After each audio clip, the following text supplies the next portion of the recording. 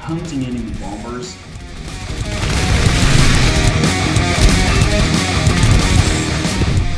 engaging attack planes,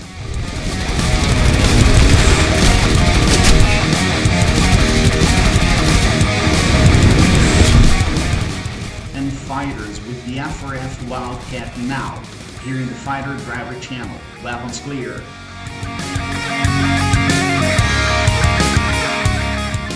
Salute and welcome to the Fighter Driver channel.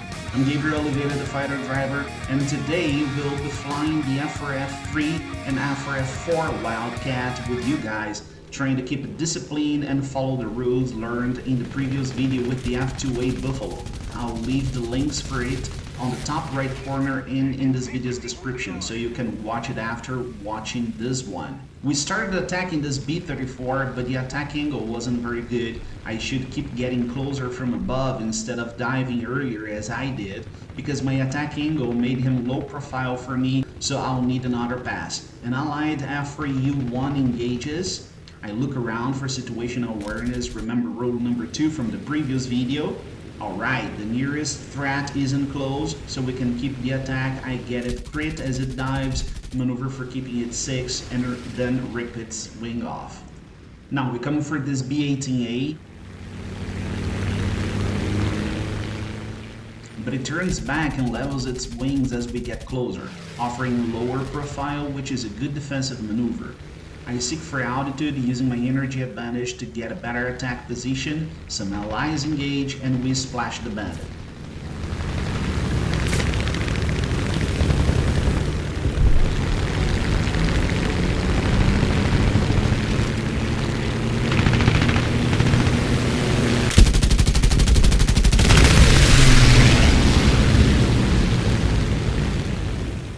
Now, if it's your first time here on Fighter Driver channel and you found this content interesting and useful, you can subscribe to the channel and hit the notifications bell button so you can follow us and be notified every time there's a new video or content here in the channel.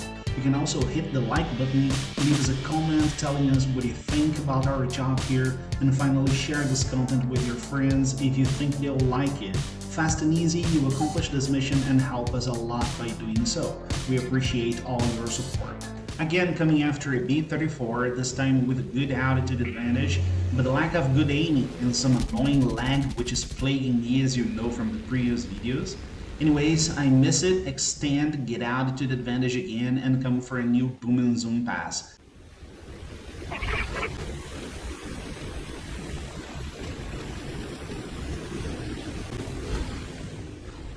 Problem is, we're coming from behind, the speed advantage is not so much. Again, we dive a bit too early, getting a low profile and a bandit who's shooting back with its defensive guns.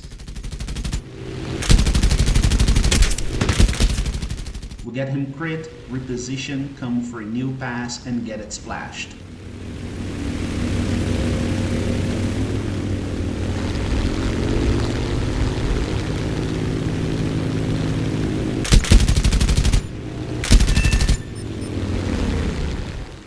Now we're looking for bombers and positioning for the attacks when a A-20G Havoc bomber decides to attack us.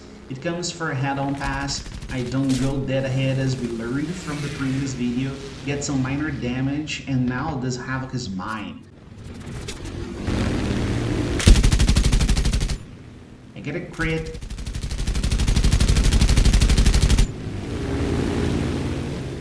It dives.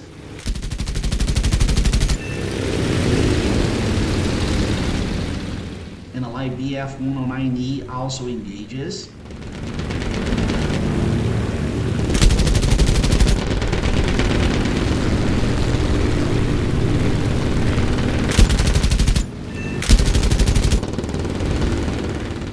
And I give up the pursuit as I don't want to lose my altitude advantage. Rule number 2, remember from the previous video? Well, the BF-109 and I share the splash as he gives the final blow, but I still have the altitude advantage to use against those Tiaklov 3 and TBD-1 Devastator. The Russian bombers try some vertical merge, but it fails and I get over it.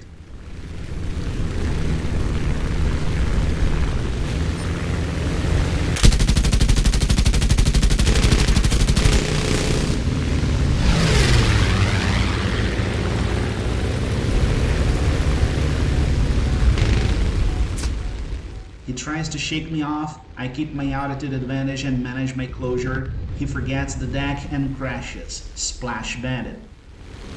Now we dive over this British Hampden bomber, which is coming for our base. I don't pull enough lead before shooting, so I miss the first pass. Now I need to reposition. As I have much speed from the dive, I climb again, reposition with good altitude advantage, and come for a new pass from its high fork.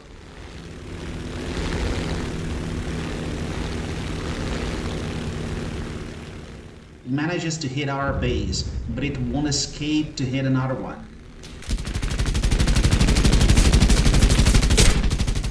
Allies engage, but I get the crit and it crashed. Splash Bandit. Now, that TBF Avenger is being chased by allies and tries a head-on pass against me, but he shouldn't have done that as he gave up any chances of escaping alive with 3 enemies on it now.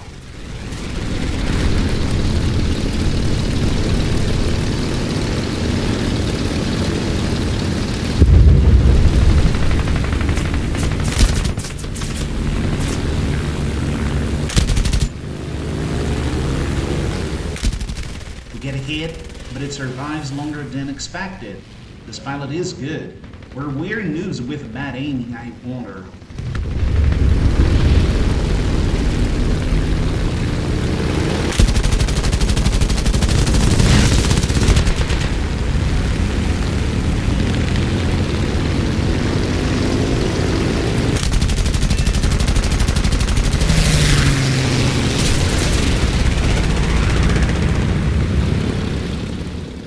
BF-109 finally puts it down.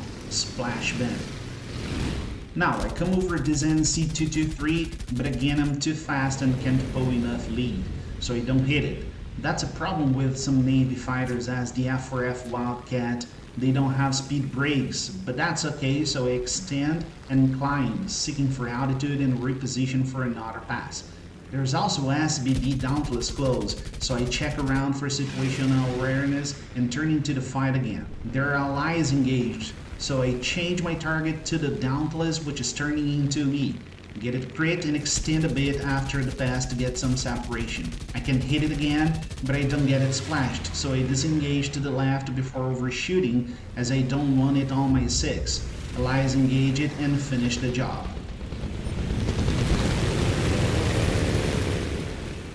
Now we dive over this TBF Avenger. We come from above, from its 1 o'clock high, one of the best positions to start a boom and zoom pass as long as you get a non-solution, because you can hit the engines or the cockpit. If you hit the cockpit, it's likely to be game over for the bandit. We get it crit and use a Nemo man to get behind them, again with altitude advantage and ready for a second pass from its 7 o'clock high, and I could have splashed it there, but the lag strikes me very strongly now, and I don't get it, as you can see.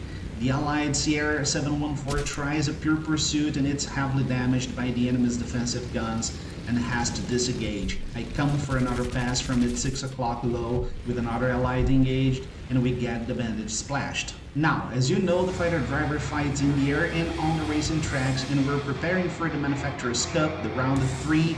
That's gonna happen next Saturday, October 13th at the Nürburgring 24 hours.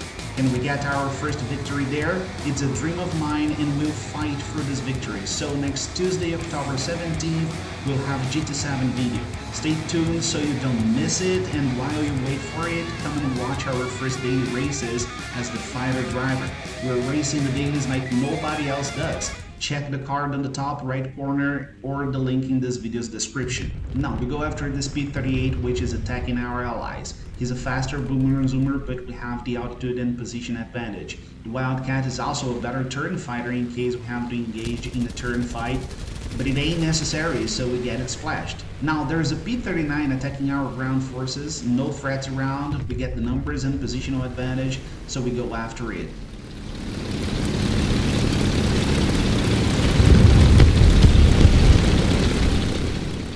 I don't hit it in my first pass, so I use the vertical to keep above it.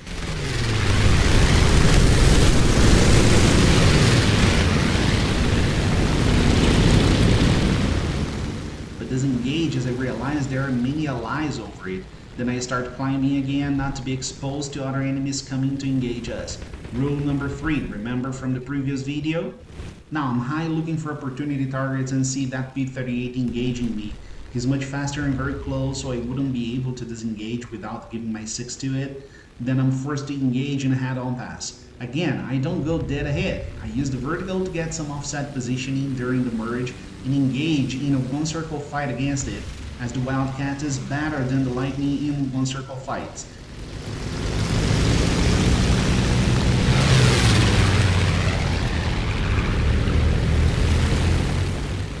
It disengages, and I realize there's a bandit on my 6. Immediately I start jinking and realize it's the Brenda 88 heavy attack plane trying to get an opportunity kill over me.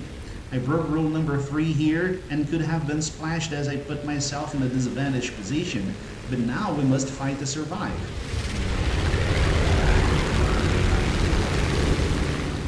As I engage it in the vertical, get its 4 o'clock high and splash the bandit.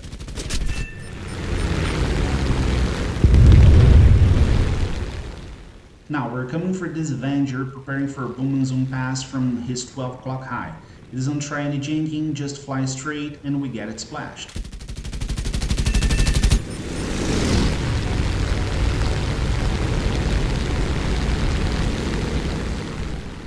Now there's this P-26 attacking our base. I come for a head-on pass, we get one another hit. I should extend and disengage, but I make a huge mistake and engage in a turn fight against it.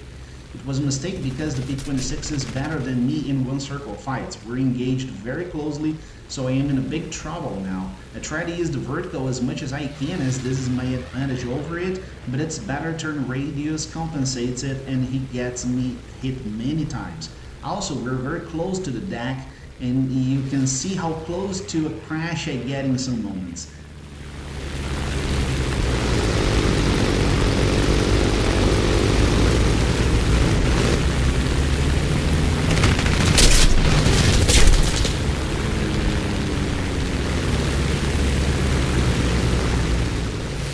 There's a second bandit bombing our base, and I only escape alive because Elias engaged and saved me.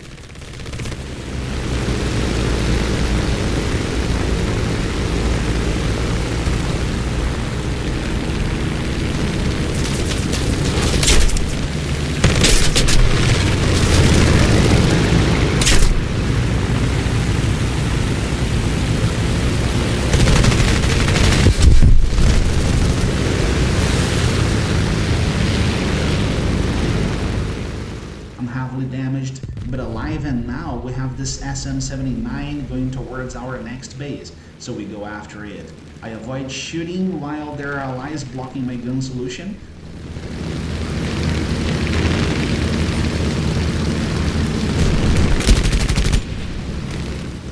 The allied MS-405 gets too close and is shot down by the bomber's defensive guns, or by the allied SB2U1, so I patiently aim and get my shots when I have a clear gun solution and splash the bandit.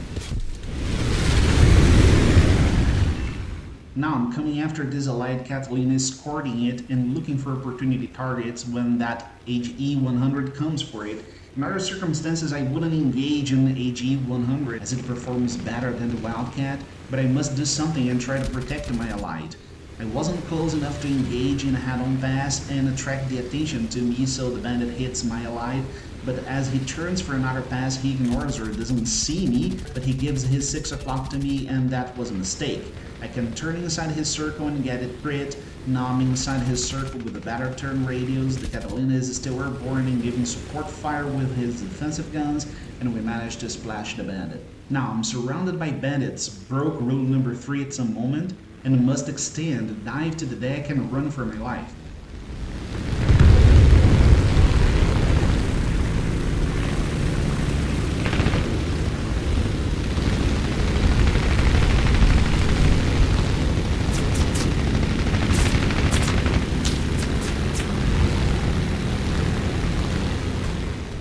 This B400 is 0.4 miles behind me. I'm an easy target if I just fly straight, so I have no option but engage defensively here. So I use an Immelman with a Cloverfield on the top to escape his pure pursuit, which works, and now it's a two-circle fight in the vertical. It makes a mistake as he reverses the turn that way, so now an allied BF-109 and I have it 6 o'clock. I made another mistake as an open fire while the allied was blocking my gun solution. We shall never do it, pals. But in the end, I get the bandit splashed. New situation, 2 bandits ahead, turning into the allies. The P400 collides with an allied, and now the AG-112B is at my 11 o'clock with a slight altitude advantage, but he dives after the allied P26 and gets vulnerable. Open fire, get it creating more people from both sides engage in what turns into a furball, and now we're in the middle of it, the worst place to be. I broke rule number 3 again, but in those air superiority battles, it's very hard not to get in situations like that sometimes. We must fly to survive here. We engage this F3U1 bandit, and we have the advantage in the turn fight against it, so despite my first attack wasn't effective, I keep turning inside its turning circle. It's a 2-circle fight now, but there is another allied FRF engaged with it as well, so he finishes the bandit and I extend towards the airfield.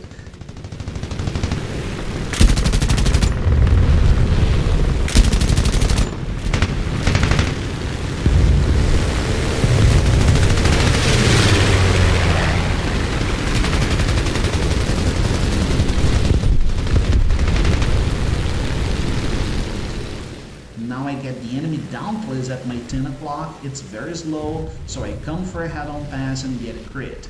Another allied covering my 6 finishes it off as we pass by one another.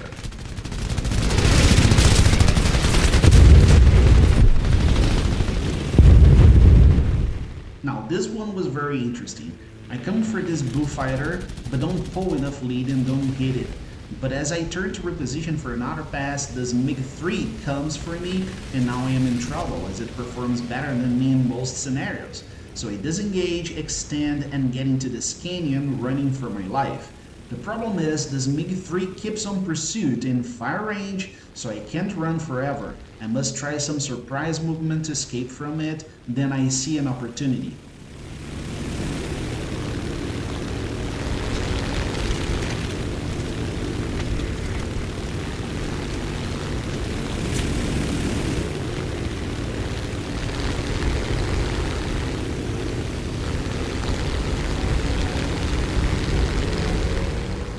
He wasn't expecting that, so as we're about to merge, I start pulling a lead turn to the left side, trying to cut inside his turning circle. My lead turn works, it takes a while before pulling his vertical turn, and I get gun solution. Splash bandit, but it was by the edge. Now I come in defense of an allied being attacked by an enemy Yak-1.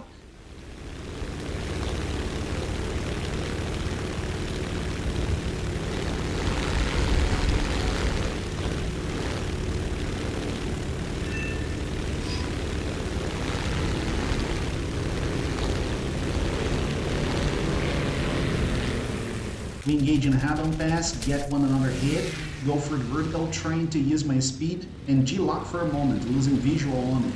But keep turning and get tally on it again as he's going vertical at my 9 o'clock. And a light covering my 6 finishes the job, splashing the band. And that's it for today, guys. I hope you liked it, and if you did so, hit the like button, leave a comment, and share this video with your friends who like War Thunder and Air Combat Simulation. Also consider subscribing to the channel with the notifications bell activated so you will receive the notifications every time there's a new video here on the channel. I appreciate you who followed me so far, salute, and I see you on the next mission.